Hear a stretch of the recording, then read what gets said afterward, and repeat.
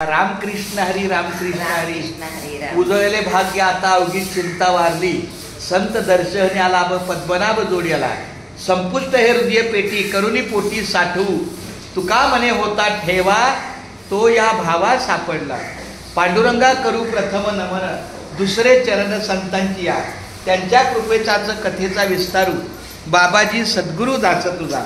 आमच्या सौभाग्यवती दीपाली माऊली यांचं सुद्धा काही कारणास्तव आपल्या मंदिरामध्ये आगमन झालं, त्यांच्या सुद्धा सेवेला माझा रामकृष्ण हरी आणि आमचे या खाडे माऊली आहेत। नाही पण आई तुझ्या मुलीचं आडनाव खाडे, तुझं आडनाव काय?